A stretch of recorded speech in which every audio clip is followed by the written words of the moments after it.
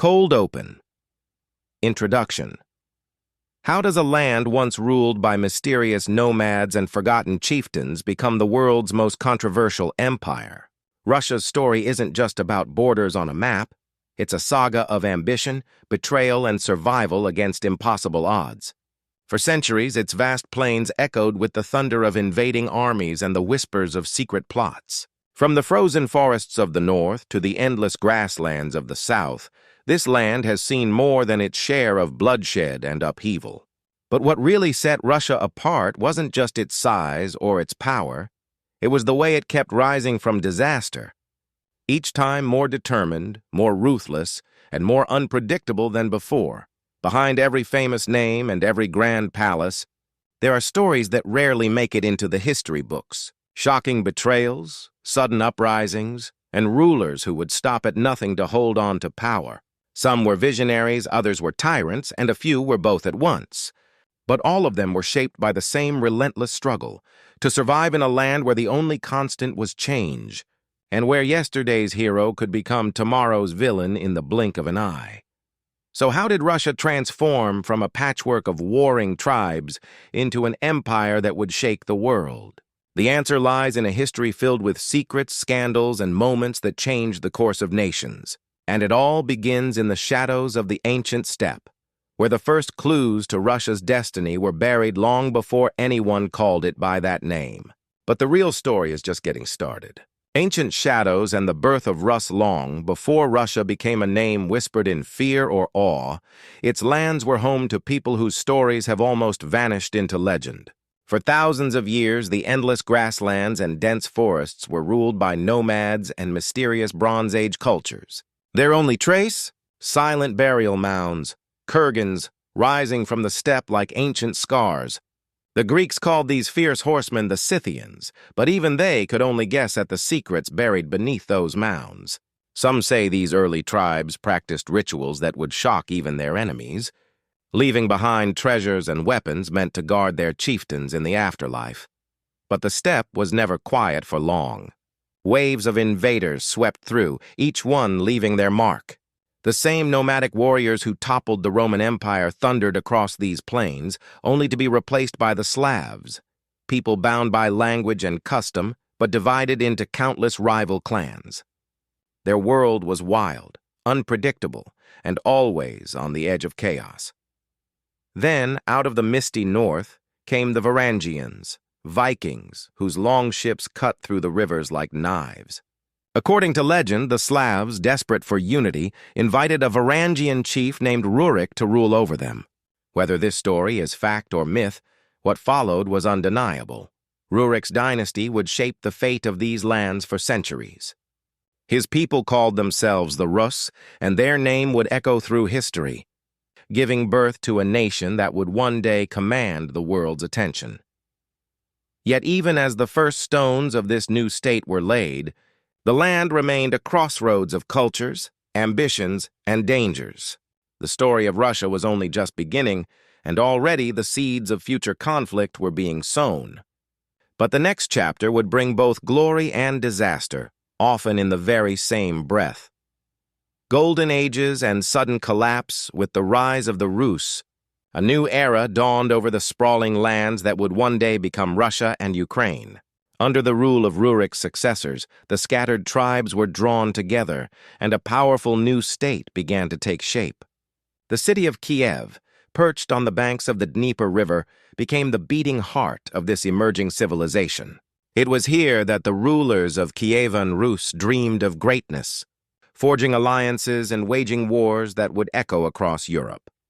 One ruler, Vladimir the Great, made a decision that would change the course of history. Seeking to strengthen his ties with the mighty Byzantine Empire, he chose to abandon the old pagan gods and embrace Orthodox Christianity. The mass baptism of his people wasn't just a religious shift, it was a bold move that set the Rus apart from their neighbors and tied their fate to the powerful empires of the south. Even today, Vladimir is remembered as the man who brought Christianity to these lands, a legacy that still shapes the region's identity. Under Yaroslav the Wise, Kievan Rus reached its golden age. Laws were codified, new lands were conquered, and the state became one of the most sophisticated in Europe. But as so often happens in history, greatness carried the seeds of its own destruction. After Yaroslav's death, his sons turned on each other, tearing the realm apart in a bitter struggle for power. The once united state splintered into feuding princedoms, each one vulnerable to enemies lurking just beyond the horizon, and then, from the east, came a threat no one could have imagined. The Mongols, led by the descendants of Genghis Khan, swept across the steppe like a storm. Cities were burned, populations slaughtered, and the proud princes of Rus were forced to kneel or face annihilation. The Golden Age was over in a flash, replaced by a dark era of conquest and submission. But even in the ashes, the story of Russia was far from finished. The next chapter would be written in blood, defiance, and the relentless struggle for survival. Mongol Yoke and the rise of Moscow. The Mongol invasion shattered the world of the Rus, leaving cities in ruins and survivors haunted by memories of fire and slaughter. The conquerors, known as the Golden Horde, ruled with an iron fist from their distant capital at Sarai. For generations, the princes of Rus were forced to bow before the Khan, paying heavy tribute and living in constant fear of devastating raids. This era became known as the Tatar Yoke, a time when hope seemed almost lost and the future of the land hung by a thread. Yet even under the shadow of Mongol domination, new powers began to rise. In the forests of the north, the small principality of Moscow started to grow in strength and ambition.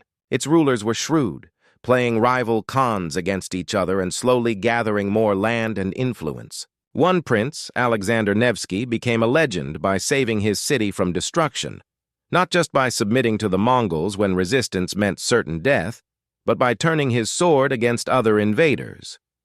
His victory over the Teutonic Knights on a frozen lake became the stuff of Russian legend, a rare moment of triumph in a dark age. As the Golden Horde weakened, torn apart by its own internal struggles, Moscow seized its chance. Grand Prince Dmitry Donskoy led his forces to a stunning victory at the Battle of Kulikovo, proving that the Mongols could be challenged. It was a turning point, a spark of hope that inspired others to resist. Finally, at the Ugra River, even the Third faced down the Tatar army and forced them to retreat, ending 2 centuries of foreign domination.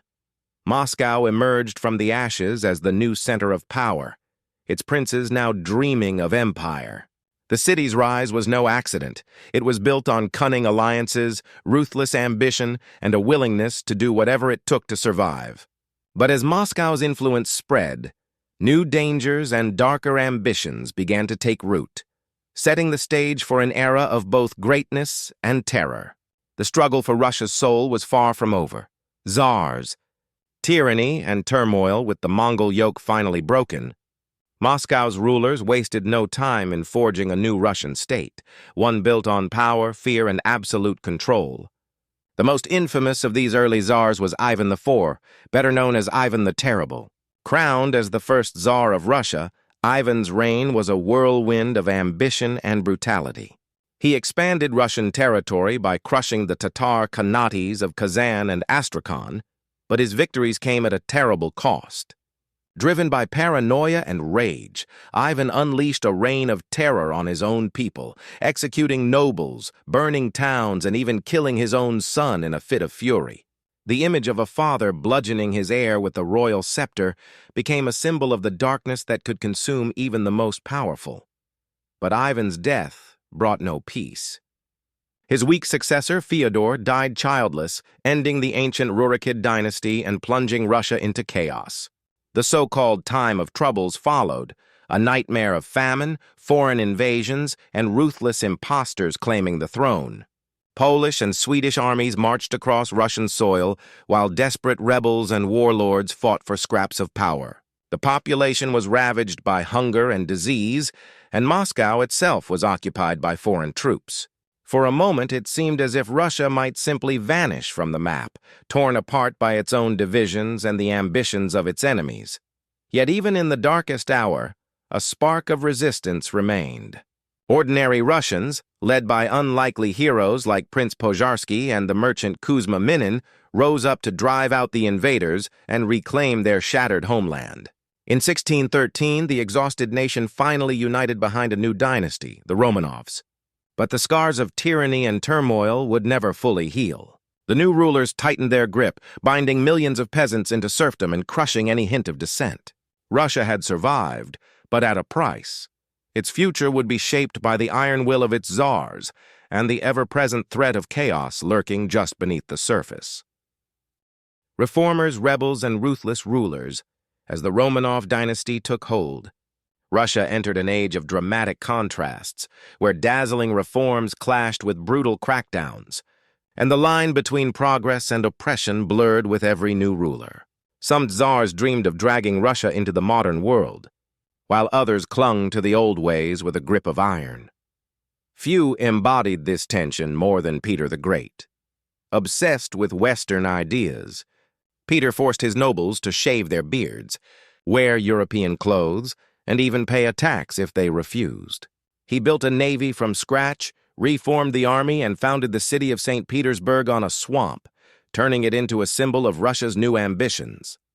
But Peter's vision came at a staggering human cost. Thousands of serfs died building his window to the west, and those who resisted his changes faced exile or worse. After Peter, the throne became a stage for intrigue and ambition. His successors included the infamous Empress Elizabeth, known for her extravagance and her ruthless grip on power, and Peter III, whose bizarre admiration for Russia's enemies led to his swift downfall. But it was Catherine the Great, a German princess who seized the crown in a palace coup, who truly transformed Russia. Catherine styled herself as an enlightened ruler, corresponding with philosophers and championing the arts. Yet her reign was also marked by harsh realities, peasant revolts crushed with merciless force, and the forced annexation of new territories that brought millions under Russian rule. Not everyone accepted the new order. The countryside seethed with unrest as serfs and Cossacks rebelled against unbearable conditions. Pogroms and persecution targeted minorities, while secret police hunted down anyone suspected of plotting against the throne. Even as Russia expanded and modernized, the cost was paid in blood and fear. The empire's glittering palaces and grand reforms hid a world of suffering and suspicion, where every step forward seemed to come with a shadow attached. And as the 19th century dawned, the pressure building beneath the surface threatened to explode, setting the stage for even greater upheaval. Wars, revolutions, and the fall of empires as the 19th century unfolded. Russia's ambitions stretched far beyond its borders, but every victory seemed to come with a hidden cost. The empire was constantly at war against Napoleon's France, the Ottoman Turks, and even its own restless subjects. When Napoleon invaded in 1812, the world watched as Moscow burned and the French army was shattered by the Russian winter. The Tsar's armies marched triumphantly into Paris, and for a moment, Russia stood at the heart of European power. But beneath the surface, the seeds of revolution were quietly taking root. While the empire expanded into the Caucasus, Central Asia, and the Balkans, the Russian people faced a different kind of battle. Serfdom still chained millions to the land, and reforms came slowly, if at all. Alexander II, known as the Liberator, shocked the world by freeing the serfs in 1861, but the reality was far less hopeful than the promise.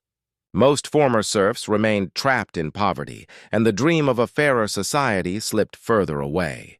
Discontent simmered, and radical groups began to plot in the shadows, convinced that only violence could break the cycle of oppression. Assassinations and uprisings became a grim new reality. Alexander II himself was killed by a bomb, just as he prepared to grant more freedoms. His successors responded with harsh crackdowns, unleashing secret police and waves of repression. Pogroms targeted Jewish communities, and political prisoners were sent to the frozen wastes of Siberia. Meanwhile, Russia's endless wars drained its resources and exposed its weaknesses. The humiliating defeat by Japan in 1905 sent shockwaves through the empire, sparking strikes, mutinies, and the first taste of revolution. Rumors swirled about corruption at the highest levels, and the mysterious influence of figures like Rasputin only fueled the sense that the empire was rotting from within. As the world hurtled toward the chaos of the 20th century, Russia's rulers clung desperately to power, but the cracks in the foundation were growing wider. The stage was set for a final, catastrophic reckoning, a revolution that would sweep away everything that had come before. The last Tsars and the road to revolution by the dawn of the 20th century. The Russian Empire looked powerful on the surface, but inside it was a powder keg waiting to explode. Nicholas II, the last Tsar, inherited a nation teetering between hope and disaster. His reign began with tragedy, thousands crushed during his coronation celebration, and only grew more turbulent from there. As Russia raced to modernize, its cities swelled with restless workers, while the countryside remained locked in poverty and resentment. The gap between the glittering palaces of St. Petersburg and the misery of the peasants had never been wider. The empire's humiliating defeat in the Russo-Japanese War exposed just how fragile its power really was. Discontent boiled over in 1905 when peaceful protesters marching to the Winter Palace were met with gunfire. Bloody Sunday shattered the myth of the benevolent Tsar and unleashed a wave of strikes, mutinies, and uprisings. Nicholas was forced to grant limited reforms, creating a parliament, the Duma, but he clung to his autocratic ways, dissolving the assembly whenever it challenged his authority. Meanwhile, his reliance on questionable advisors, especially the mysterious faith healer Rasputin, fueled endless rumors and scandals. Whispers of corruption and manipulation swirled through the royal court, further eroding public trust. Then came World War I, a conflict that would push Russia to the breaking point. The Tsar's armies suffered staggering losses, and the home front was racked by food shortages, inflation, and strikes. As the war dragged on, faith in the monarchy collapsed. In 1917, the pressure finally erupted. Workers and soldiers flooded the streets of Petrograd, demanding bread, peace, and change. The army refused to fire on the crowds, and Nicholas was forced to abdicate, ending 3 centuries of Romanov rule in a single shattering moment. But the chaos was only beginning. A provisional government tried to hold the country together, but it was powerless against the rising tide of radicalism. The Bolsheviks, led by Lenin, promised an end to war and a new order for the people. In October, they seized power in a daring coup, plunging Russia into a civil war that would decide its fate. The old world was gone, swept away by revolution, and a new, unpredictable era was about to begin. Conclusion. The story of Russia's rise is a saga of ambition, survival, and relentless transformation, a journey from ancient burial mounds to the storming of palaces, from the shadows of the steppe to the heart of world-shaking revolutions. Every chapter has been marked by struggle, against invaders, against tyrants, and often against itself. Time and again, Russia was battered by disaster, Mongol invasions, civil wars, foreign occupations, and the iron grip of its own rulers. Yet each time it emerged changed, sometimes stronger, sometimes more fractured, but always determined to shape its own destiny. What makes Russia's history so compelling isn't just the scale of its empires or the power of its czars, but the way it has constantly reinvented itself in the face of chaos.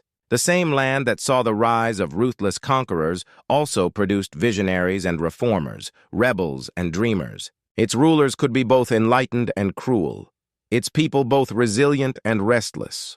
The cycle of glory and catastrophe, of hope and despair, has repeated itself for centuries, leaving scars that still shape the nation today. But perhaps the most haunting question is whether Russia's transformation was inevitable, or a warning to the world.